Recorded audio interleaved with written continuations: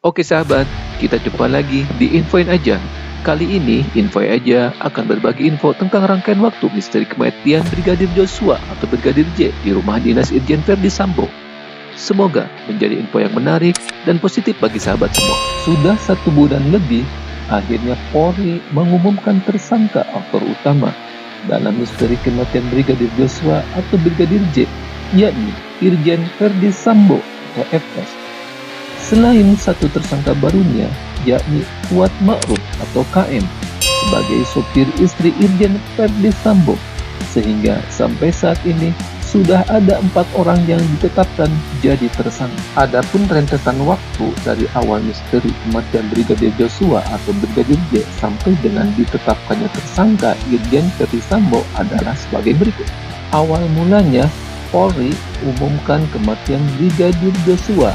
Kasus kematian Brigadir Joshua ini baru diungkap pihak kepolisian dalam jumpa pers pada hari Senin 11 Juli. Divisi Humas Polri menyampaikan Brigadir J tewas dalam baku tembak.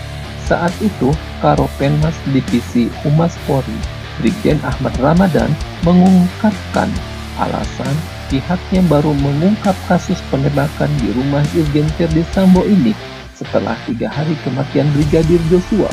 Keesokan harinya, Selasa 12 Juli, Polres Metro Jakarta Selatan menyampaikan penjelasan soal kematian Brigadir Joshua.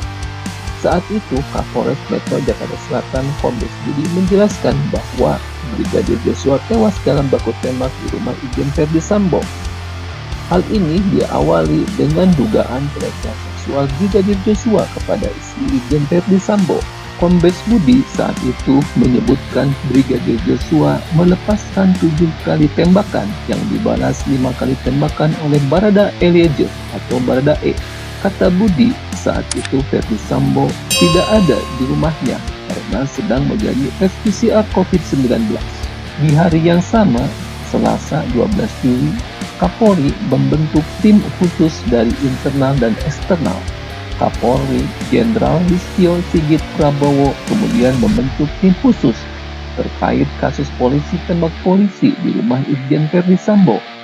Jenderal Sigit mengatakan tim khusus dipimpin Wakapolri Komjen Gatot. Selanjutnya, desakan publik terhadap Polri untuk menonaktifkan Irjen Verdi Sambo menguat. Akhirnya, Senin 18 Juli, Irjen Verdi Sambo pun dinonaktifkan dari jabatannya sebagai Kadif Propam Polri. 2 hari berselang, Rabu 20 Juli, Polri kembali mengumumkan 2 pejabat Polri dinonaktifkan buntut kasus kematian Brigadir Joshua ini. Pertama, Karo Paminal Brigjen Hendra Kurniawan dan Kapolres Jakarta Selatan Kombes Budi Erdi.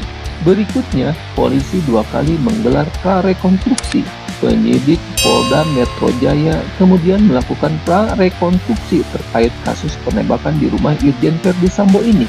Prarekonstruksi pertama digelar di Gedung Balai Pertemuan Metro Jaya pada Jumat 22 Juli malam. Selanjutnya, prarekonstruksi digelar di rumah Irjen Verdi Sambo pada Sabtu 23 Juli. Barada Eliezer dan Irjen Sambo tak dihadirkan dengan alasan kegiatan masih tahap prarekonstruksi dan diperagakan oleh pemeran pengganti. Selasa 26 Juli, Komnas HAM sebagai tim khusus eksternal bersifat independen memeriksa Barada Eliezer dan sejumlah ajudan Irjen Verdi Sambo. Barada Eliezer memenuhi panggilan dengan dikawal sejumlah polisi. Rabu 27 Juli, Polri mewujudkan harapan keluarga untuk autopsi ulang jenazah. Autopsi ulang itu digelar di RSUD Sungai Bahar. Rabu 3 Agustus, Barada Eliezer jadi tersangka pembunuhan. Barada Eliezer dijerat pasal berlapis terkait kasus kematian Brigadir Joshua dalam kasus tembak-menembak di rumah Irjen Verdi Sambo. Bukan hanya dijerat pasal pembunuhan, Barada Eliezer juga dijerat dengan pasal turut serta jika Barada Eliezer turut serta dalam pembunuhan itu. Tapi, adakah pelaku lain yang terlibat? Kamis 4 Agustus, Irjen Verdi Sambo menjalani pemeriksaan di Barreskrim Polri. Ia juga meminta maaf atas dugaan pembunuhan yang terjadi di rumah dinasnya tersebut. Ia juga menyampaikan belasungkawa kepada keluarga Brigadir Joshua. Perkembangan terbaru pada Kamis 4 Agustus, sebanyak 25 polisi diduga hambat penanganan TKP penyidikan. Dari 25 polisi yang sudah diperiksa, 3 orang merupakan perwira tinggi. Kemudian, 5 diantaranya merupakan perwira menengah. Sabtu, 6 Agustus, tak lama setelah dimutasi, Irjen Verdi Sambo ini ditempatkan di Makobrimob selama 30 hari oleh Inspektorat Khusus Itsus Polri. Hal itu terkait pemeriksaan dugaan pelanggaran etik yang diduga dilakukan Irjen Verdi Sambo. Minggu, 7 Agustus, istri Irjen Verdi Sambo, Putri Chandrawati, muncul ke hadapan publik untuk pertama kalinya sejak peristiwa terbunuhnya Brigadir Joshua. Kemunculan itu pun diiringi isak tangis Putri. Putri datang ke Makobrimob untuk menjenguk suaminya yang tengah ditempatkan secara khusus lantaran dugaan pelanggaran etik dalam kasus Brigadir Joshua. Senin, 8 Agustus, Barada Eliezer menyatakan tak ada baku tembak terkait tewasnya Brigadir Joshua. Hal tersebut disampaikan pengacara baru Barada Eliezer, Muhammad Burhanuddin. Pernyataan ini menepis kronologi awal yang menyebutkan Brigadir Joshua tewas setelah terlibat adu tembak dengan Barada Eliezer. Dari 25 personel saat ini bertambah menjadi 31 personel yang diperiksa terkait dugaan menghambat penanganan kasus.